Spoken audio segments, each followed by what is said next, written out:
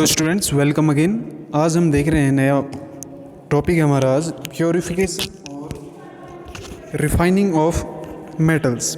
तो अभी तक हमने जो स्टेप्स देखे, तो सबसे पहले स्टेप्स में हमने क्या किया था, हमने देखा था क्रशिंग की थी, यानी कि जो आपका ओर था उसको क्रश किया था। ठीक है, पहला स्टेप तो वही था, क्रशिंग वगैरह। फिर उसके बाद हमने क्या किया, कंसंट्रेशन किया उसका। ठीक है, कंसंट्रेशन ऑफ ओर यानी कि इम्प्योरिटी को हटाया। फिर उसके बाद हमने देखा था क्रूड मेटल को ऑब्टेन किया था। क्रूड मेटल को कैसे ऑब्टेन किया था, वहाँ पर हमने देखा था सबसे पहले आप क्या करते थे, क्रूड मेटल को ऑब्टेन करने के लिए जो कंसंट्रेटेड ओर है उसका आप ऑक्सीडेशन करते थे। ठीक है, ऑक्सीडाइज फॉर्म में लेके आते थे। किस मेथड से, या तो आप रोस्टिंग करते थे ऑक्सीजन की प्रेजेंस में, या आप क्या करते थे, कैल्सिनेशन। ठीक है, रोस्टिंग या कैल्सिनेशन से आप इसको करते थे। उसके बाद इसी को हमने क्या किया था, जो ऑक्सीडाइज ओर है इसको रिड्यूस किया था। ठीक है, ऑक्सीडेशन क्यों करना पड़ता था, ताकि जो ओर मिला हुआ है आपको वो ईजिली ऑक्सीडाइज हो जाए, क्योंकि यहाँ पर जो आपको ओर मिलेगा हो सकता है वो ऑक्सीडाइज ना हो, सॉरी रिड्यूस ना हो। ठीक है, उसमें से जो अदर नॉन मेटालिक इम्प्योरिटीज़ हैं उनको आप हटा ना पाए, नॉन मेटालिक जो एसोसिएटेड एलिमेंट्स हैं उनको आप हटा नहीं पाए, तो उससे पहले हम उसका ऑक्सीडेशन करते हैं, तो आसानी से लास्ट में आप क्या कर लोगे, उसको रिड्यूस कर लोगे। ठीक है, रिडक्शन की बहुत सारी हमने मेथड देखी, वहाँ पर कार्बन की प्रेजेंस में देखा स्मेल्टिंग, उसके बाद हमने मेटल की प्रेजेंस में देखा मेटल डिस्प्लेसमेंट देखा हमने वहाँ पर। ठीक है, तो रिडक्शन से आपको क्या मिल गया, आप क्रूड मेटल मिल गया। ठीक है, तो जो ये क्रूड मेटल मिला, अब उसके बाद क्या होता है, जो क्रूड मेटल मिला आपका, इसमें भी अभी इम्प्योरिटी रहती है। ठीक है, इम्प्योरिटी इसमें रहेगी। इस अनवांटेड जो मेटल है आपका, जो सब्सटेंस है, इसको आपने क्या करना है, क्रूड मेटल से हटाना है इस इम्प्योरिटी को। ठीक है, तो उसके लिए आप क्या करते हैं, यहाँ पर रिफाइनिंग करते हैं। ठीक है, तो वही हमने देखना है रिफाइनिंग की मेथड। तो रिफाइनिंग से आपको फाइनली क्या मिलेगा, यहाँ से प्योर मेटल ऑब्टेन हो जाएगा। ठीक है, तो ये सब इसी वीडियो में हम देखेंगे, रिफाइनिंग के बारे में हम पढ़ेंगे और एक दो स्टेप्स भी देखेंगे रिफाइनिंग के लिए जो इम्पोर्टेंट है। ठीक है, तो स्टार्ट करते हैं प्यूरिफिकेशन और रिफाइनिंग ऑफ मेटल्स। तो हमने देखा, तो metals obtain by reducing process still contain some objectionable impurities and have to be refined. Refining techniques vary widely from metal to metal and also depends on the use to which a metal has to be put.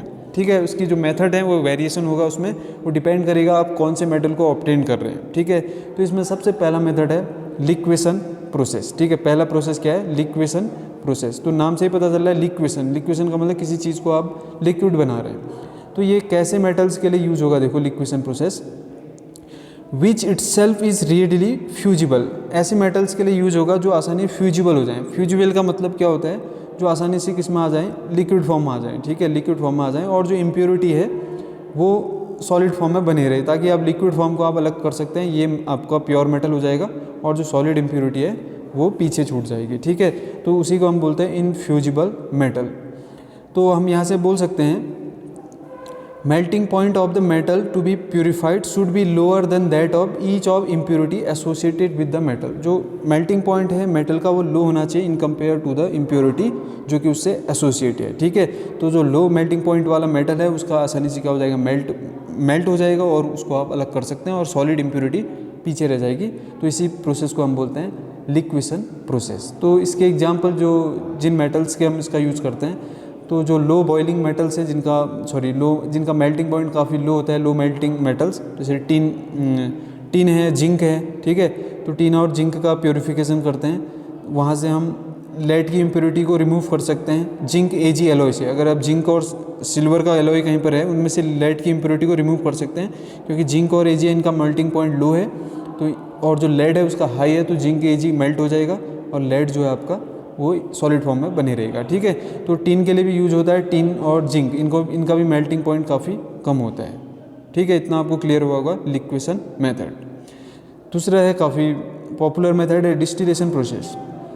तो यहाँ पर क्या होता है, distillation जब भी आप करते हैं, ऐसे मेटल्स के लिए यूज होगा ये मेथड जो कि ईजिली वोलेटाइल हैं, और जो इम्प्योरिटीज़ होगी वो क्या होगी, नॉन वोलेटाइल होगी। ठीक है, मेटल्स आर वोलेटाइल और impurities in them are non volatile. ठीक है, और या वाइस वर्सा, इसका उल्टा भी हो सकता है, जो इम्प्योरिटी है वो वोलेटाइल हो जाए, और जो आपका प्योर मेटल है वो क्या हो जाएगा, आपको सॉलिड फॉर्म में मिल जाएगा। ठीक है, तो इस तरीके से भी आप इसको कर सकते हैं, दोनों टाइप से आप इसको यूज़ कर सकते हैं। तो ये भी ऐसे मेटल्स के जिनका बॉइलिंग पॉइंट काफ़ी कम होता है। देखो जिंक, कैडमियम, मरकरी। ठीक है, जो डी ब्लॉक है उसके लास्ट में आते हैं, राइट साइड में ये मेटल्स आते हैं, इनका मेल्टिंग पॉइंट काफ़ी लो होता है। ठीक है, क्योंकि फोर्स ऑफ अट्रैक्शन काफ़ी कम हो जाता है, क्योंकि अनपेयर्ड इलेक्ट्रॉन होते नहीं है इनमें, ठीक है। तो इसे हम बोलेंगे डिस्टिलेशन मेथड, जहाँ पर बॉइलिंग पॉइंट मेटल्स का लो होता है, उनके लिए हम यूज़ कर सकते हैं, ठीक है। इम्प्योरिटी का भी लो हो सकता है मेल्टिंग पॉइंट, बस ये होना चाहिए, डिफरेंस होना चाहिए मेल्टिंग पॉइंट्स में इम्प्योरिटी और बॉइलिंग पॉइंट में इम्प्योरिटी और किसके,